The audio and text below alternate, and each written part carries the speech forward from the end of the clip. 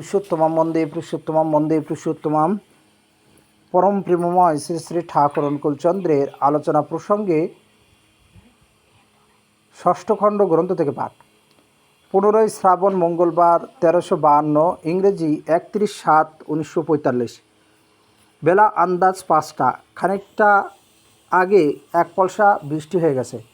আকাশটা এখনও মেঘলা। শ্রী শ্রী ঠাকুর মাতৃমন্দিরের বারান্দায় চৌকিতে বসে কথাবার্তা বলছেন। কাছে আছেন কেষ্টদা ভট্টাচার্য, শরৎদা হালদার, কিরণদা মুখোপাধ্যায়, পরেশ ভাই ভোরা প্রভৃতি। বর্ণাশ্রমের উপর প্রতিষ্ঠিত রাষ্ট্রীয় বিধানের বৈশিষ্ট্য সম্বন্ধে আলোচনা হচ্ছে। কেষ্টদা কথায় কথায় বললেন, যেখানে আমরা আজ দাঁড়িয়ে আছি এখান থেকে সেই আদর্শে উপনীত হওয়া এক দুস্তর ব্যাপার। বাধা বিঘ্ন ও বিরোধিতাও যে কত অতিক্রম করতে হবে তারও কোনো অন্ত নেই। শ্রী শ্রী ঠাকুর পট করে কোনো বিরাট পরিবর্তন আনতে গেলে রেসিস্ট্যান্স বাধা বেশি আসে, কিন্তু যাজনের সাহায্যে অনুকূল অবস্থার সৃষ্টি করে ঝোপ বুঝে কোপ দিলে এক ঠেলায় কাজ অনেকখানি এগিয়ে যায়, যেটা সকলের পক্ষে বাস্তবে মঙ্গলকর। সে সম্বন্ধে সমাজের লোক যদি উপযুক্তভাবে যাচিত হয় তাহলে ওই বিষয়ে অর্গানাইজড অপোজিশন, সংঘবদ্ধ বিরোধিতা না হওয়ারই কথা। কতকগুলি দুষ্ট প্রকৃতির লোক থাকে, তারা দশের মঙ্গলের ধার ধারে না। তাদের প্রবৃত্তির পক্ষে রুচিকর না হলেই তারা তাতে বাধা দেয়। নিজেদের প্রস্তুতি ও কৌশলী দক্ষতা এমনতর বাড়িয়ে তোলা লাগে যাতে ওইসব বাধা আপনাদের লোক মঙ্গল ব্রতকে ব্যাহত করতে না পারে। বর্ণ ধর্মের কথা বললে হয়তো মানুষ শুনতে চাইবে না, কিন্তু যদি বলেন social life planning according two individual instinct, ব্যক্তিগত সংস্কারানুপাতিক সামাজিক জীবনের পরিকল্পনা, তাহলে কিন্তু অত আপত্তি করবে না। আশ্রম ধর্মকে যদি বলেন individual life planning according to different stage of unfoldment of life, জীবন বিকাশের বিভিন্ন স্তর অনুযায়ী ব্যক্তিগত জীবনের পরিকল্পনা, তাহলে তাল ঠুকে বলবে এ তো ঠিক কথা, এ তো চাই। তাই যাজন করতে জানা চাই। যার কাছে যেভাবে পরিবেশন করলে তার মাথায় জিনিসটা ধরে, তার কাছে সেইভাবে পরিবেশন করতে হয়। আমার আন্দোলনের মূল জিনিস হলো ঋত্বিক অধৈর্য যাজক। তারা তাদের আচরণ দিয়ে দেখাবে ধর্ম ও কৃষ্টি কাকে বলে। সেবা সম্পোষণে, আলাপ আলোচনায় প্রত্যেকটি মানুষকে এই ভাবধারায় সিক্ত করে তুলবে। সঙ্গে সঙ্গে চলবে দেশের মাটিতে উন্নত ধরনের কৃষি, মানুষের মধ্যে সুপ্রজনন, কৃষি এবং স্বাস্থ্যের জন্য বেন্টলি এবং উইলক্সের প্ল্যান পরিকল্পনা অনুযায়ী নদী সংস্কার, কৃষির উপর দাঁড়িয়ে শিল্প প্রতিষ্ঠান এবং তারই অনুকূলে বৈদ্যুতিক শক্তির নিয়োগ, আর সব কিছুর সুসমাধানের জন্য আচার্যনিষ্ঠ বৈশিষ্ট্য পোষণী চৌকস শিক্ষা। আর চাই কৃষ্টি আইন প্রণয়ন। এসব নিয়ে ঠিক মতো অনেক দূর অগ্রসর হলে লোক কল্যাণের জন্য আরও যা প্রয়োজন কায়দা মতো এক ঝাঁকিতে করে ফেলা যায়। মূল জিনিসগুলি যদি দেশের লোকের মাথায় একবার ভালো করে ধরিয়ে দেওয়া যায় তাহলে আর ভাবনা নেই। আমাদের মতো এমন অর্গানাইজেশন সঙ্গ আর নেই, হতে পারে না। আপামর সাধারণ এত রেসপন্সিভ, সাড়াপ্রবণ, কিন্তু পুজিলিং পয়েন্ট হতবুদ্ধিকর সমস্যা হলো কর্মী মানুষ। অন্তত 5 জন ব্রাহ্মণ আমার চাই, তা না হলেই নয়। আদি সুর যেমন পঞ্চ ব্রাহ্মণ এনেছিলেন, তোমরাও তেমনি খুঁজে বের করো। তেমন কটি মানুষ হলে আর কোনো ভাবনা নেই। ব্রাহ্মণ মানে নেসেসারিলি অপরিহার্যভাবে বিপ্র নয়, ব্রাহ্মণিকাল টেম্পারমেন্ট, ব্রাহ্মণ্য প্রকৃতিওয়ালা মানুষ। ফিজিক্স বা ফিজিক্যাল কেমিস্ট, পদার্থবিদ্যা বা পদার্থবিদ্যাসম্মত রসায়নশাস্ত্রর এমএসসি হলে ভালো হয়। ফিজিক্স পদার্থবিদ্যা এর স্টুডেন্ট ছাত্রদের কমন সেন্স, সাধারণ জ্ঞানটা ভালো থাকে। কেষ্টদাকে লক্ষ্য করে আমি যেমন করে আপনাদের পিছনে খেটেছি, তাদের পিছনে আবার আপনাদের ওইভাবে খাটা লাগবে। তাদের মাথায় ঢুকতে আবার কতদিন লাগবে কি জানি। আর সে মানুষই বা কোথায়? কেষ্টদা, মহারাষ্ট্রে হয়তো পাওয়া যেতে পারে। শ্রী ঠাকুর, হ্যাঁ, তা যদি পানও বাংলার সয়েলে মাটিতে, তারা কতদূর কার্যকরী হবে জানি না। প্রথমত বাংলার জন্য বাংলার ভেতরে থেকে 5 জন দরকার, পরে আরও বহু লাগবে।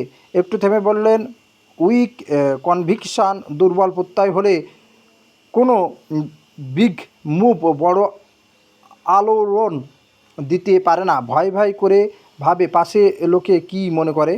কথা হচ্ছে এমন সময় সোড্ডা তার ঘর থেকে বেরিয়ে বারান্দায় এসে দাঁড়ালেন।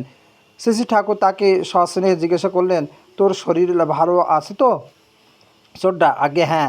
শ্রী ঠাকুর, বড় খোকার? সোড্ডা, দাদাও ভালো আছেন। শ্রী ঠাকুর, বড় খোকার সঙ্গে আমার একটু কথার দরকার আছে। সোড্ডা, ডাকবো নাকি? শ্রী ঠাকুর, এখনই ডাকার দরকার নেই, তোর সঙ্গে যখন দেখা হবে কোষ ফাঁক মতো একবার আসে যেন। সোড্ডা, আচ্ছা। প্রফুল্ল, আপনি বললেন কনভিকশন প্রত্যয় কম থাকলে মানুষ বিরাট আলোড়ন তুলতে সাহস পায় না। এটা কনভিকশন প্রত্যয় এর কমতির দরুন না মানুষের জন্য আমাদের করা কম বলে? অর্থাদি সংগ্রহের ব্যাপারে কারো কাছে বেশি কিছু চাইতে গেলে তো মনে হয় আমি এর জন্য করেছি কতটুকু। আপনার ব্যাপারে চাইতে গেলেও এ কথা স্বভাবতই মনে হয়।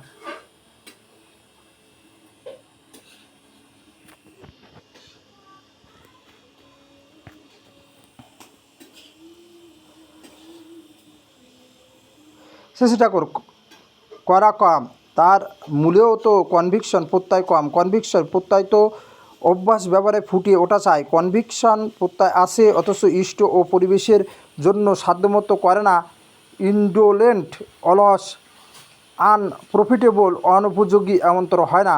আদত কথা হলো মই সর্বাণি কর্মাণি সংনশ্যাধ্যায়ত চেতসা নিরাশী নির্মম ভূতাত্মা যুধস্ব বিগত জড়। নিরাশী নির্মম হলে ধার বেড়ে যায়, তখন সব অসুবিধা ও অন্তরায় কচাকচ কেটে বেরিয়ে যেতে পারে। এমন অবস্থা কমই হয় যা তাকে আটকে রাখতে পারে। ভেতরের বাধা দূর হয়ে গেলে বাইরের বাধা মানুষকে কাবু করতে পারে কমই। কিন্তু টাকার প্রত্যাশা নিয়ে কাজ করলে ব্যবসাদারির মতো হয়। মানুষ, টাকা, পরিস্থিতি কিছুর উপর আধিপত্য আসে না। এ servant for money is generally disqualified to master the same. Hence, wealth mourns away with an insignificant goal. অর্থের দাসত্ব যে করে সাধারণত সে অর্থ আয়ত্ত করতে পারে না। এই জন্য অর্থ সেখানে শোক সন্তপ্ত চিত্তে নিষ্প্রভতায় বিলীন হয়ে যায়। নিরাশী নির্মমের কথা রবীন্দ্রনাথও বলেছেন। সম্মুখের বাণী দিক তোরে টানি মহাস্রোতে, পশ্চাতের কোলাহল হতে অতল আধারে অকুল আলোতে। নিরাশী নির্মম জীবনের কথা ভাবতে গেলে প্রথমটা মনে হয় অতল আধার, কিন্তু সেই অনিশ্চয়তাময় অতল আধারের পারেই আছে অকুল আলো। সব অবস্থায় রাজি থাকাটা যখন স্বাভাবিক হয়ে ওঠে এবং তার ভিতর সর্বক্ষণ ইষ্ট স্বার্থ প্রতিষ্ঠার ধান্দায় প্রবল ও প্রধান হয়ে থাকে, তখন তো আলোময় আধার আর কোথায়। ইষ্ট স্বার্থ প্রতিষ্ঠার সক্রিয় তন্ময়তায় আত্মস্বার্থের ধান্দা যার ঘুষে যায়, সেই তো রাজা। মানুষ তাকে দেবার জন্য পাগল হয়ে ওঠে, আর বুনো রামনাথের মতো সে বলে, আমার কোনো প্রয়োজন নেই। যখন দেখে না নিলে খুব ক্ষুণ্ণ হয়, তখন হয়তো সামান্য কিছু নেয়। পাওয়ার লোভ যখন না থাকে অথচ পাওয়ার মতো করা থাকে, তখনই পাওয়া অঢেল হয়ে ওঠে। এই এই প্রকৃতির নিয়ম। পাওয়ার যোগ্যতার মাপকাঠি হলো অযাচিত পাওয়ার পরিমাণ। প্রফুল্ল, আমরা মানুষকে উচ্ছল করে তুলবার জন্য ভাবধারা সঞ্চারের সঙ্গে সঙ্গে বাস্তবে কেমনভাবে কী করতে পারি?